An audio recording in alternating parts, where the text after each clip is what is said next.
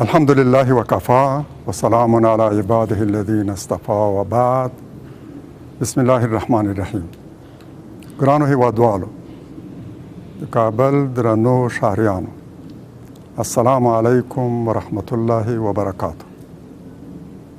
لکه څنګه چې مو ژمنه کړې وه هغه ورځ چې کابل ته راغلو چې د خپل ولس په څنګ کې به وو، هغوی به سختو ورځو کې یوازې نه پرېږدو.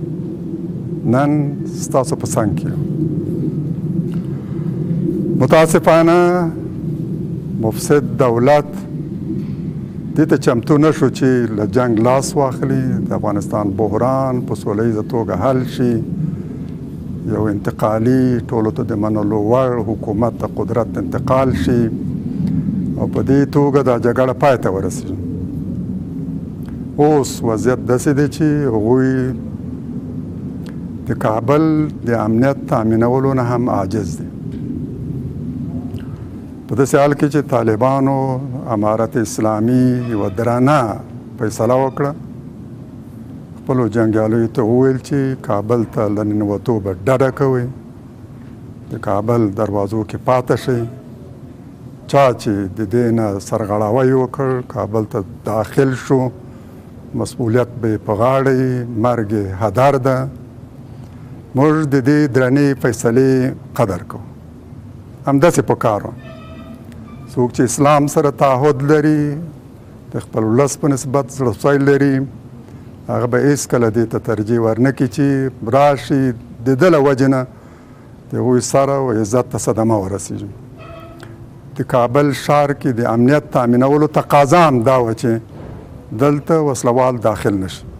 اوس متاسفانه شاید استخباراتي کړۍ په هغوی پورې تړلي عناصر، مفسدین، اشرار د دې هڅه کوي چې د کابل وضع ناامنه کړي، له دې فرصت نه غلطه استفاده وکړي.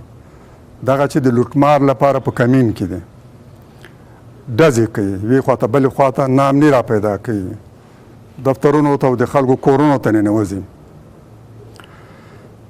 د کابل ولس ته اطمینان ورکوو چې تاسو کولی شئ خپل امنیت په خپله تامین کړئ. هر څوک په خپله حوزه کې، ساحه کې، ولسوالۍ کې، چېرته چې اوسیږي، په خپله ناحیه کې باید راوځي، خپل امنیت په خپله تامین کړي، د شپې د ورځې ګزمه وکړي. هېڅ پردي ته نااشنا کس ته اجازه ورنه کړي چې داخل شي. هغه خلک چې غواړي شرارت وکړي، ډزې کوي، ناامني ایجادوي، هغوی ته موقع ورنه کړي. خپل امنیت په خپله وساتئ. تاسو کولی شئ امنیت تامین کړئ. په امارت اسلامي او مجاهدینو باندې هم غږ کوم چې په خپلې فیصلې باندې کلک ودرېږئ او یو ځل بیا په ډېرو سریع الفاظو اعلان وکړئ چې دغه افراد چې دلته شرارت کوي، ناامني را پیدا کوي، په دوی پورې قطعا مربوط نه دي. دوی شرارت کوي، موږ تعهد کړی کابل ته نه داخلیږو. مثلا نور حال ده، د کابل دروازې ستاسو په مخ خلاصې، د امارت اسلامي هیات راتللی شي، سبا ته یې کیدی شي په ارګ کې استقبال وشي. د راتلونکي حکومت په ارتباط نور دې ته ضرورت نشته چې د کابل له حکومت سره خبره وشي. هغوی نور په دې موقعیت کې نه دي. واقعیت دا دی چې نور اوس په دې ارتباط هېڅ خنډ نشته. د طالبانو هیات دې هم کابل ته راشي، دا مذاکرات اوس دلته وشي. امنیتي ځواکونو باندې هم غږ کوم چې دا افراد چې شرارت کوي، ناامني رامنځته کوي، دا طالبانو امارت اسلامي پورې مربوط خلک نه دي، شریر او شرخوشي خلک دي، غواړي لوټمار وکړي. تاسو هم د خپلو ساحو، د خپلو حوزو، قطاعاتو امنیت تامین کوئ. راځو په ګډه د کابل ولس سره یو ځای امنیت تامینوو، له طالبانو سره خبره کوو، هغوی ته بلنه ورکوو چې سبا ته د هغوی دروند هیات راشي، همدلته د راتلونکي په ارتباط خبره کوو. اقول قولي هذا، استغفر الله لي ولكم، والسلام عليكم ورحمة الله وبركاته.